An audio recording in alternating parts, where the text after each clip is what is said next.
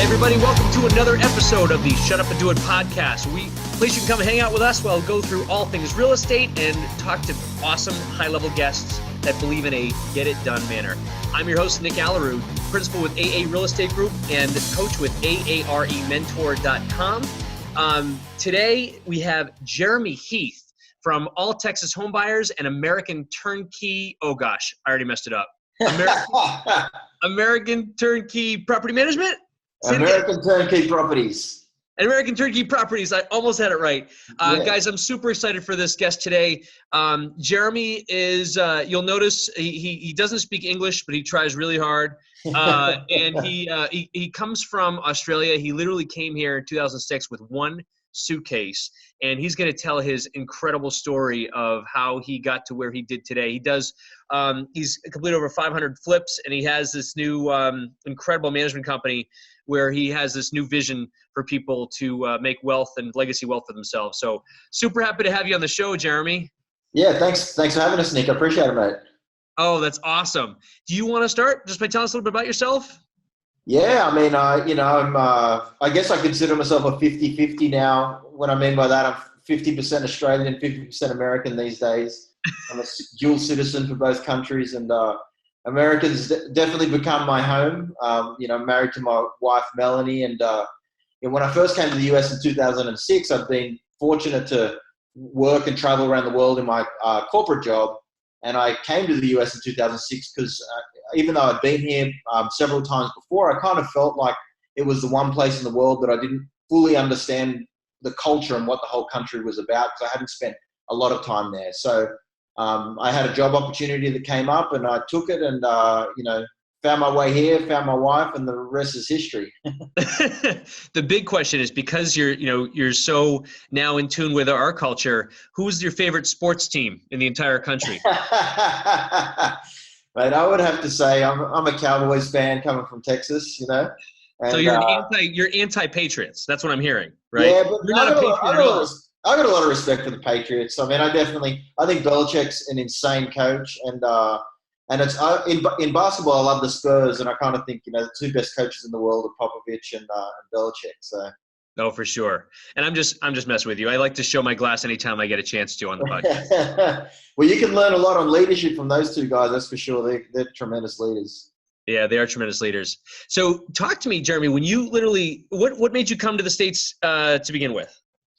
I used to work in management consulting with a company called Accenture, and I'd worked with them as a consultant for about 12 years, working with clients all across the world. And I just had a job opportunity here. It was with their outsourcing area. I was involved in process improvement, and so I took the job. I did come with one suitcase because I thought I was only going to be here a year, maybe two max. And I got married in 2008, which was less than 2 years from arriving. And then that was actually when I kind of picked up my first book on real estate and started to get an interest in it, because I'd realized that I wasn't going to be going back to Australia anytime soon. That's cool. And what was that book that you started you out?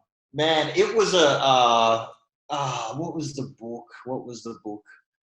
I can't even remember what the first book was, because I'd read. It was a Dean Graziosi book. Yeah, I forget the name of it, but it was a book by Dean Graziosi, and that was the first one that I think I probably even saw him on one of his infomercials and got the free book shipped, and that's what kind of got it started. Nice.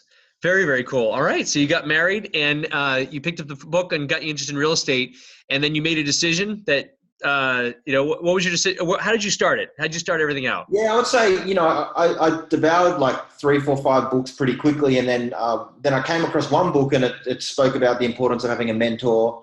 And so I then went on this search to find a real estate mentor, and came across a guy by the name of Tim Taylor. And he was really, the one that helped get me started for the first few years. And I worked closely with him through his initial training program. And then he also had a mastermind group that I was part of as well. And some of my best friends have come out of that group. It was kind of interesting. We all started together, and we kind of grew in the early years together. And it's been cool to see how, quite a few people in that group have gone on to bigger and better things in real estate.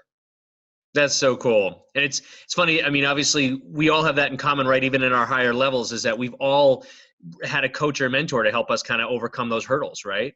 Yeah, I think it's a key component, and any money. Sometimes people are afraid to spend the money, or sometimes people feel like, hey, I know enough, and I don't need help from anybody else. But you just got to look at the best athletes in sport. I mean, they have not just one coach; they have multiple coaches in different areas, so that they can get the best support in the areas they need to exceed in. And I think in business, real estate, life, health, whatever the area might be, there's, a coach is obviously going to help you take your performance to a whole new level.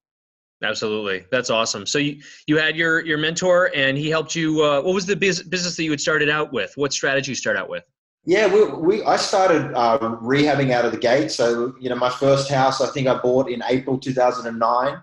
And it was a flip, made 25 grand on it. I still for the first 2 years of when I started doing my first flips, I was still working my full-time job with Accenture. And so it was a part-time deal for me. And probably the big turning point for me was in 2011. Tim was putting together a mastermind program with, 8 or 10 of his best students that had gone through his course. And I signed up to do that. And when I was at that event, I realized that I was the only one in the group that still had a full-time job. And so it was kind of at that event where I realized, man, if I want to, I'm a pretty competitive guy. So I kind of thought, if I'm going to compete with these guys, I've got to be all in. And, a couple of weeks later, I think I quit my job, and that was it. Awesome. Good stuff. And to the dismay of your job, right? So they had to have someone else come over with one suitcase from Australia to try to handle that next situation. They had to ship in the next Aussie. And curious, you probably are going to recruit that gentleman for your real estate business, right? That's not a bad idea. I love it. No, that's a cool story. So you started rehabbing out of the gate, and did everything go smoothly, or did you have even one or two kind of rough deals? Yeah, I would say, I'd say in the early days, probably one of the, I've always been pretty aggressive with like the speed that I like to try and do things. So once I'd got a couple of deals under my belt, I started to go pretty quickly, and pretty quickly I was rehabbing 5 or 6 houses at a time. And that was my first, I think, lesson where, everything came crashing down. It was just took on too much at once, had issues with contractors. And so it kind of went through a patch where, we had a little bit of a mess that we had to work through, lost a little bit of money on a couple of deals. But the way I always felt about it was I felt like that enabled me to learn faster. So like, even though it was, tough during that time, and I felt I grew at a much faster rate because I took the risks and I was aggressive with how fast I was trying to grow. Yeah, absolutely. Were those hits did they reset you, or were they just you had cash at that point and you were just kind of taking the hits and absorbing them? Yeah, because I had my regular job, and I mean, I think overall they weren't big losses, but it was my first time that I'd lost money on a house, and I only lost maybe on 1 or 2 of them, and I made money on the rest. But still that feeling, because I think the lesson that I learned from it was, hey, this is real. So you go through the training, you flip your first house, you make 25 grand, and you're like, wow, this is easy. I'm just going to flip like 100 houses and I'm going to make all this money. And I think through that experience, I realized, like, if your execution isn't right, you can lose money. And so you gotta be careful, because losing money is not fun. Yeah, we call it around here. There's a lot of people around here, especially when they get their first course, right? We call it a home run complex. So they do their first deal, and around here they make $150,000 in their first rehab, and they are now dangerous because now they have capital and they think they know it all, right? Yeah, exactly. It happens more often than not. Those second, third, or fourth deal will put them under. So that's cool, man. For sure. So you got your systems together and started cranking out rehabs. How, what was your volume like? I was when I first went full time, I was probably around like 25 houses a year. It probably took me about 18 months full time to get up to that, and I was around 25 houses a year.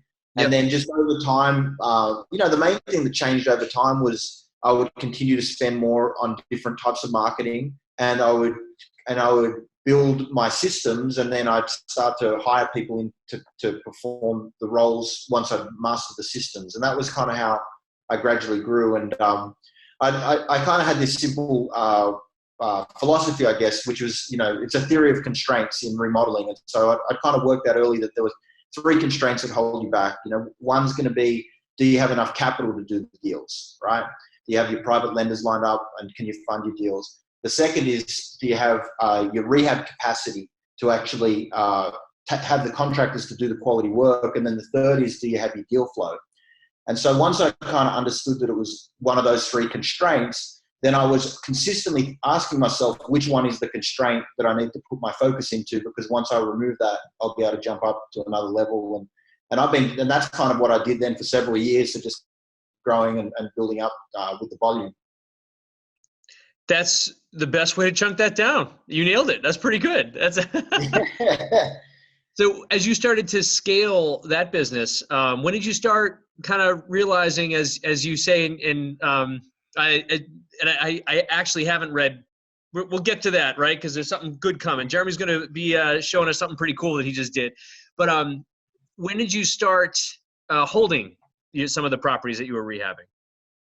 Yeah, so that's an interesting question. I started holding rentals pretty early, and but I was more in what I'd consider to be the lower end rental space. And in San Antonio, that's properties that we were picking up for 20 to 35 or 40,000, and having them as rentals. And on face value, they had great yields and great return on the investment. But I guess once I got up to about 30 houses, I started to realize that they were quite a pain to manage, and I found the tenants to be pretty tiring, and I felt like it was a little bit of a distraction to my rehabbing business. The main thing I was trying to do initially was just get my volume of rehabs up to where I wanted it to be, and I found that this rental business that I created with these low-end houses was kind of like the negative side of what I had going on. And so my mentor actually recommended to me, he said, hey, if you really want to grow this flipping business, and make big chunks of cash on the flipping side, I really think you need to let go of these low-end properties, because they're kind of holding you back, and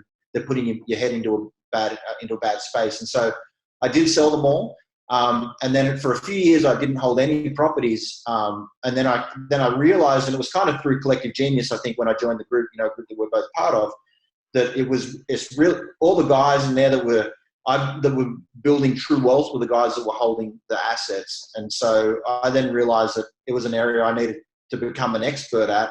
But this time I took a different approach, and instead of going with the low end stuff, I focused on, my main philosophy was quality. And so I kind of felt if I can get a quality asset that's rehabbed to a high level of quality, and I can attract a quality tenant, then I'm going to have a quality experience through the process, and so's the tenant as well. And since we've gone with that model, it's like night and day, the experience we've had. We rarely have evictions. We have very low service requests. We have happy tenants, and it's a totally different experience and totally different model. And I highly recommend anyone looking to get into rentals, go with the nicer stuff if you can. And when you say nice, is it still multi-unit style? And is it like class B or C or A, or what are you looking for? Yeah, I consider them to be, most of it's like solid B, and it's all single family homes. So in San Antonio, they're homes that fall around the 150 to 200,000 ARVs. And I found that they're right in the good sweet spot for the affordability, and the tenants that you're attracting they're quality people. And we do full rehabs on them. I mean, we basically rent retail quality properties to them. So, we don't rehab them at a lower quality because it's a rental. We do it just like we were going to flip it. And then that enables us to get the best rents. And then we also get, multiple tenants trying to get the property, and then we put them through a pre-screening process, and we're able to choose the tenants that are the best fit for us. Yeah, brilliant. That's excellent. That's it. When did you have that aha moment when you're like, you know what, I want to keep this one and not just flip it? Like, when was that moment for you? Man, I think that it was, again, it was pretty early in my involvement with CG, and starting to, see some of the guys stand up there and say, hey, I've got a portfolio of 100 houses. I've got a portfolio of 200 houses. And I thought, man, I really got to start building this portfolio. And so I actually was pretty aggressive to get started. And I put probably 20 or 30 houses in pretty quickly. because I kind of felt like I wanted to get a platform set up. And, you know, if I just had 2, 3, 4 houses, I just felt like it wasn't big enough to set up systems and have staff and things like that. So we scaled that up pretty quickly, and it's only been about 18 months since we got started on that journey, and we've currently got I think around 45 properties that we hold, and you know, we're continually adding to the portfolio every week. Very cool. Very cool. Do you mind sharing with us your business model on which ones you keep and how you buy them and all that? Yeah, I mean, you know, we use like the standard formula of 70% of ARV less repairs as a basic rule of thumb. But what I started to do a little bit with some of these rentals was, if I came across a property that was maybe at 75% or even 80% of the ARV less repairs, if the repairs were low, I'd be happy to pick them up, because my mindset was, even if I'm paying 80%, if it's a quality asset in a quality area and I can turn it around in just a couple of weeks and get it cash flowing, then I'm making up the extra money I'm paying for that quality asset. I'm getting back because I can get it cash flowing a lot quicker. You know, whereas if I was picking up stuff that was like 40K rehab as a rental, you know, it takes me 2-3 months to get through it, you know, and then and I've lost all that holding cost, and I end up in the same place anyway. And so when I realized that, it kind of opened up a market that I hadn't played in much, which was working with some wholesalers to pick up these higher quality assets with low repairs that were maybe at percentages that, well, when I flip, I wouldn't have looked at them because there wasn't enough spread. That's it. And you just kind of touched upon a really key element there. There's a lot of people, like in all of our markets, for our audience too, right? If a wholesaler or even a rehabber goes up against someone who's looking to hold that long term, typically it's going to be a tough battle if it's just on price, right? Because a buy and hold guy can usually, you know what, I'm going to put this on my portfolio and I don't mind paying 80% of ARV less repairs versus the 70% rule, or a 65 if you're a wholesaler, depending on the area. So.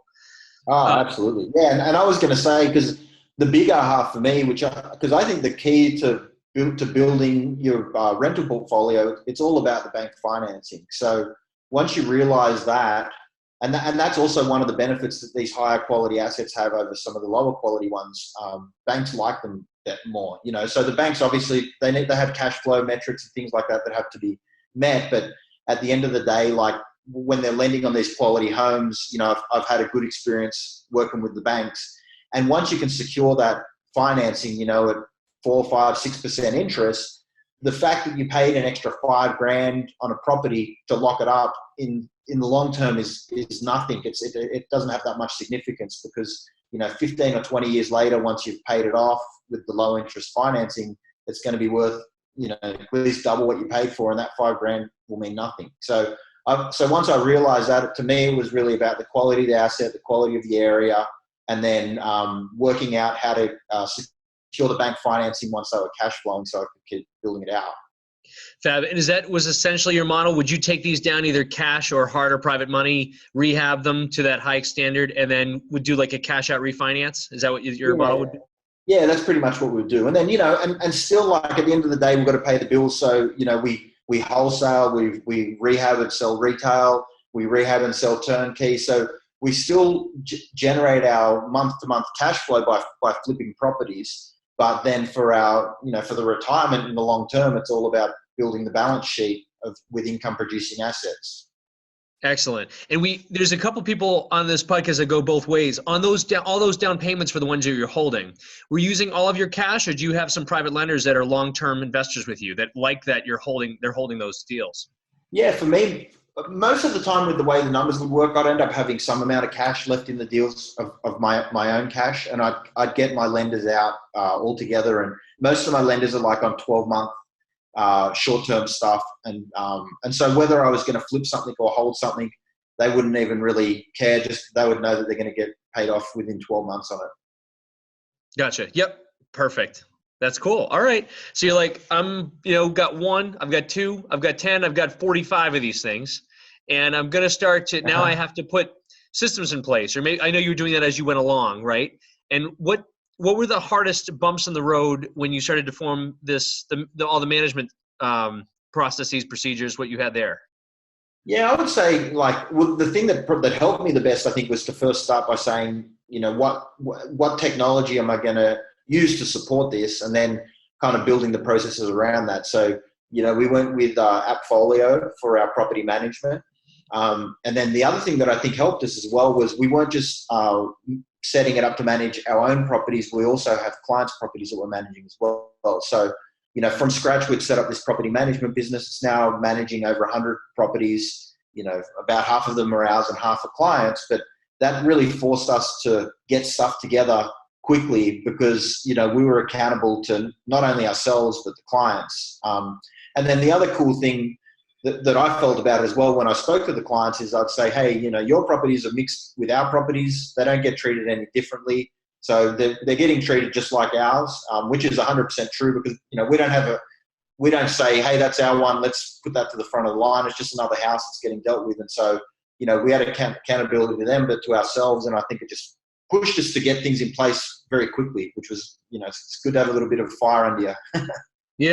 Yeah, for sure. When you first started renting out your properties before you had your systems in place, right? And you mentioned you kind of had a tougher quality tenant, maybe because of the quality of your assets or your houses, maybe the area. But what were the top one or two challenges you had there that you didn't want to have? I would say evictions. We had way more evictions back then. And so, evictions were commonplace. And then even evictions where we ended up having to, go all the way where you'd have to get the sheriff and do a set out with the tenant. So, not just a regular eviction, but like the real painful evictions. We had a handful of those. And I think where it's different. Did you live stream any of those? Did you live stream? We're here evicting this guy. Yeah. No. No, I was normally smart enough to make sure that I wasn't the one going down there to grab him. But it's a good entertainment. I'm sure you'd get a few views on that for sure. What challenges? But I was going to say that I think in the new model, one of the things that's totally different is when you have a quality product and you're attracting a quality tenant and you're doing the pre-screening, you're dealing with somebody that understands the importance of them keeping a clean record for them to get houses like this in the future. So that was a big difference for me, where in the past, if I evicted on one of my older tenants in the lower end stuff, they didn't care. It was just another eviction on their record. But for these people, if they are faced with an eviction, I find that they'll often do whatever they can to really stop that from happening. And often, even if they owe you money because of a situation that happened, they may come back later and give you that money just to get the collection removed off their record. So they're more responsible, which I think if they care, that makes a huge difference. Yeah. Oh, for sure. Did you feel like you had any challenges that you had to overcome specifically, maybe over other people, because you came from Australia when you came up here the first time around? Yeah, it was kind of interesting because when I first got in the business, raising capital is obviously a big deal where you need to find your private lenders. And I spoke at some events and I felt like, hey, when I have something to overcome, because when they hear me, they're going to know I'm not from the US. And I felt like there's a chance they may judge me or look at me differently. So at one of my first events, I was talking at an equity trust on an investor panel, and as soon as it was my turn to talk, the first thing I said in a thick Australian accent, I said, you probably could hear I'm not from around these parts, I'm from Australia, but I'm working on becoming a citizen. And as soon as I said that, the whole room stood up and erupted and just started cheering because I'd said I was working on being a citizen. And I just realized, like, one of the cool things about America that I love so much is it's really so embracing and like people just, I was American from the beginning, they didn't see me any differently. And it's definitely one of the things that made me want to stay here, because I don't think there's a place like this in the world where you have all the diversity and, people are so receptive to people from another place. That's really cool. Yeah. It's almost, in my head, it would almost be an asset that you'd have, I think. I don't know, in my head, it's, people tend to love people that you've gone through so much effort and struggle to get here and to start up a business and to go through all the challenges that you did. And while I joke with you, obviously I say, you don't speak English and you should learn our language. Obviously it's a joke. But I almost look at it as your international background. You can see the differences. You understand maybe just thinking for myself, if you came to me and you were like looking to raise some capital, and I would look at you and look at the person next to you that had half the experience and maybe half the work ethic, I'm just going to kind of say it, right? Like my experience, this is not based on statistics, but the people, it's very difficult, especially up in my market, which is the Boston market, to find people that you can trust, that like to work hard, that know how to kind of grind it out. And I see you, and I see a guy who, you're relentless. You're going to continue to go and push until something gets done. Would you say that's accurate? Yeah, I mean, I think, it kind of falls a little bit in line with the book that I'd recently written, which, I know we were going to talk about it, but the book is called 10,000 Miles to the American Dream. That was a perfect transition, by the way, and you nailed it. That was exactly where I was going. Oh, that's where you were going, man. Nice assist. I appreciate it. So, so the book that we wrote is called 10,000 Miles to the American Dream. I wrote it with a bunch of Australian guys. We all live here in the US now and all invest in real estate. And the reason we decided to write the book was we all had a similar story where we came to the US. Most of us didn't even come here to be involved in real estate. We came here for other reasons. But when we were here, we realized how good the opportunities were for real estate investing. And I think a lot of Americans don't understand like how much better it is here compared to so many other Western countries in the world. And so for us, the story that we want to share with everyone is, hey, we picked up our lives, and for most of us, it wasn't the plan to be here long-term, but now we are. And it's because, number one, it's a great place to live, but number two, the opportunities here are just so enormous that, we're all in on, making the most of it. And I think, what we try to share with the readers is, a lot of people that are born here just don't realize how good the opportunities are. And I think sometimes that makes them maybe not push and work as hard and try and overcome those obstacles when they do have the roadblocks, because they don't kind of realize the blessing that's before them. And, and I think for a lot of people, if they understood that, when they do have those little obstacles that hold them back, they push through them a lot easier, because they know that it's going to be worth it. And I think, our story, we're called the Real Estate Mates collectively, but we all have a similar story where we've all done pretty well in real estate in a pretty short time. And we all started at ground zero, totally different country, totally different laws, totally different rules. But we just saw that it was like hands down the best place in the world to do this. So we went all in on it. That's really, really cool. And is it all similar strategies too? Is it rehabbing, buy and hold, that sort of thing? We're pretty diverse, which is another reason we want to do the book. So, some of the guys are in multifamily investing. One of the guys is into mobile park homes. There's another guy who's into storage unit facilities. We have, I'm the single family turnkey guy. We even have a guy in hotels. So it's across different asset classes. And, in the book, we try and give that broad brush perspective as well across different asset classes. So people who are looking to get started can maybe have a taste for the different asset classes and decide which one's going to work for them. So it's not just a motivational book. There's actually some content in there too. Some good real estate content. It sounds. Yeah. We actually put some content in there. Well, I didn't mean to say it like that. It was just, but for the people listening, I mean, so number one, this book highlights the opportunities that lie in this country that I'm sure people here, like you said, don't appreciate, don't acknowledge, and maybe it does kind of push them down and they don't want to work as hard because they feel like, why bother? And you've uncovered these opportunities. You guys are going for it. And for the real estate centric folks, you guys can see these different asset classes in this book. Give us the name very clearly again of this book and tell us where we can find it, Geremy. Yeah, so the book is called 10,000 Miles to the American Dream. And you can find it on Amazon. It's available now for purchase. And for more information on the group, like I said, we refer to ourselves as the Real Estate Mates. So you can find out about each of us at realestatemates.com as well. That's awesome. So realestatemates.com and 10,000 miles to the American dream. That super cool. We'll make sure we add all that data into the show notes too. So if you're watching this, guys, check those show notes for those links. Dude, I think it's awesome what you've done. And on a personal level, right, I shared with you before we started this podcast today, you've kind of helped us in a couple key roles too, where we needed some help growing up here. So Appreciate all you do, man. Are you cool for a couple of some questions that you're prepared for? Let them rip. It depends what the questions are. No, I'm ready. Gotcha. The first one is, what is your favorite purchase you've made in the last 12 or 24 months that was under $100? The favorite purchase under $100. And you can say a book, but I'm going to say no book because we're going to ask you the book next. That your book is clearly the most motivational book people can buy right now. So I would have to say it's one of my wholesale assignments. Where we've locked it up for $100 and assigned it and made a lot more than that. There we go. Our return on investment, guys. Knowing how to wholesale by assigning contracts. There you go. I like it. I like it. What would someone who knows you say is your biggest weakness?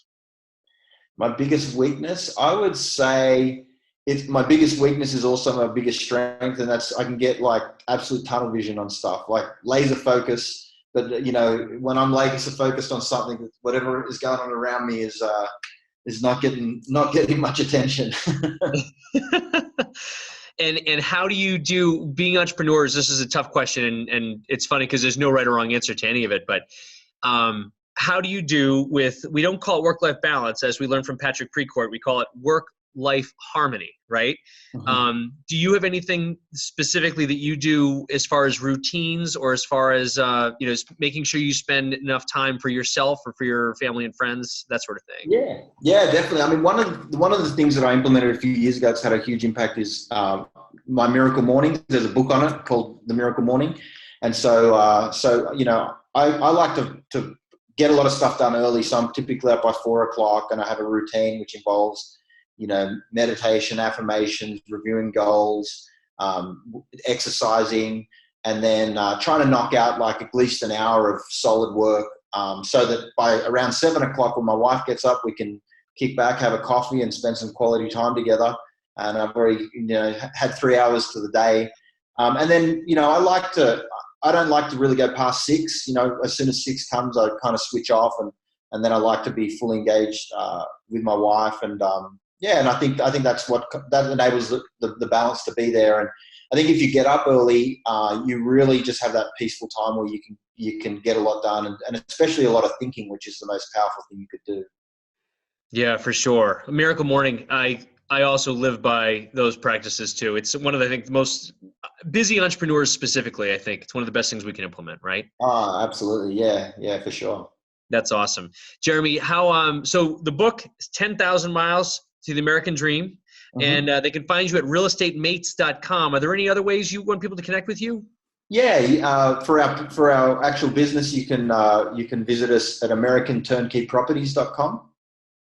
And, it has our office line there and, a free report that's available on wealth creation. So, if you check us out there as well.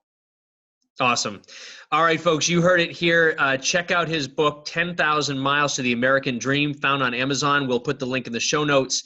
And also make sure you check them out at realestatemates.com. I love that. And the fact that you even translated it into English so that we can understand. That's even better. So sorry. And well, the book actually is written with quite a bit of Australian slang, but don't worry. We put a glossary of translations for you Americans. That's exactly what we needed. And it's just a matter of time before we do get you to be a real patriot. So just want to let you know. And that's all we got for today. Jeremy, thank you so much for your time, my man. Really appreciate it. Yeah, no worries, Nick. Thanks for having us, mate. Appreciate it. Folks, thanks so much for joining us on the Shut Up and Do It podcast. And we'll make sure you like and subscribe on the buttons below. And please tell your friends on shutupanddoitrealestate.com for all the podcast episodes. And we'll see you on the next one.